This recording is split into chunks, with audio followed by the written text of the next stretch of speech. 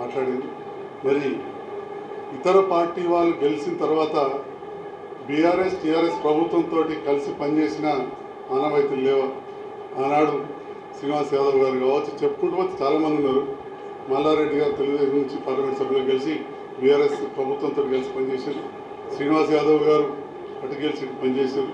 So అవన్నీ అప్పుడు వీరు కదా కలిసి వాళ్ళు ఆ పార్టీతో కాంగ్రెస్ నుంచి గెలిచిన సవితమ్మ వారందరూ కూడా చెప్పుకుంటూ పోతే ఇంకా చాలా ఉన్నాయి. అనుభవజ్ఞులు ఇప్పటికే చెప్పారు ప్రెస్లలో, నేను ప్రత్యేకంగా చెప్పేదేం లేదు. అదే రకంగా నాకు కూడా కొంత బాధ ఉన్నా కానీ మరి ప్రభుత్వంతో పనిచేయాలి, పనులు కావాలి. మరి ఎప్పుడైతే నిన్న ఈ జీవోలు వచ్చినాయో నిజంగా కూడా సంతోషం అనిపిస్తుంది.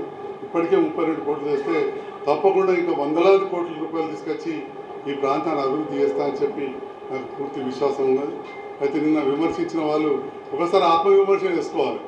గతంలో వాళ్ళు ఎట్లా వేరే పార్టీలో తీసుకున్నారు, ఈ ఒక్కరైతే బాగా విమర్శించారు. వారు వేరే పార్టీకి ఇండ్లుండి బీఆర్ఎస్లో ఉండి టీఆర్ఎస్లో ఉండి వేరే పార్టీ ఓటేసిందని చెప్పి మొన్న శాసనసభలో కూడా చర్చకు వచ్చింది. ఇక మా కొరుట్ల శాసనసభ్యుడు ఇక వారికి దగ్గర కుటుంబ సభ్యుడే నన్ను బాగా అన్నాడట. ముందుగా ఇంటి సంగతి ఒకసారి ప్రజలందరికీ క్షమాపణ చెప్పమని చెప్పి నేను కోరుతా ఉన్నా. నన్ను అంటే అన్నాడు, వయసులో చిన్నవాడైనా పెద్ద పెద్ద మాటలు మాట్లాడాడు. అట్లా మాట్లాడాలంటే నాకు కూడా పోయి మెట్టిపల్లిలో మాట్లాడచ్చు. తనకి ఇక్కడ వచ్చి అంత చూస్తానంటే ఇంతకంటే ఎక్కువ పరిచయాలు నాకు మెట్టిపల్లి ఉన్నాయి. అవన్నీ కాదు, రాజకీయాల్లో ఉన్నప్పుడు ఇంత హుందాతనం ఉండాలి.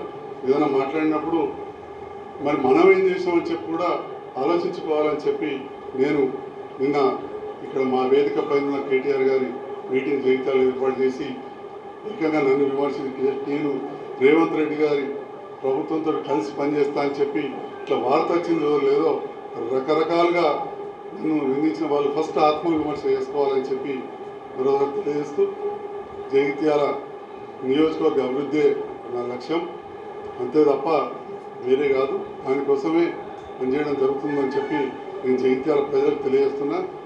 వేరేది కొందరు ఆర్థిక విషయంలో మాట్లాడినారు అక్కడ ఇక్కడ గ్రూపులలో, నిన్న మరి మాట్లాడిందో లేదు తెలియదు. ఆర్థికంగా చూసుకుంటే నాకున్న బతుకు ఒక 50 కుటుంబాలు సాధగలుగుతాం ఖాళీ హాస్పిటల్లో కూర్చుంటే ఎనీ టైం. కాబట్టి ఒక నా కుటుంబం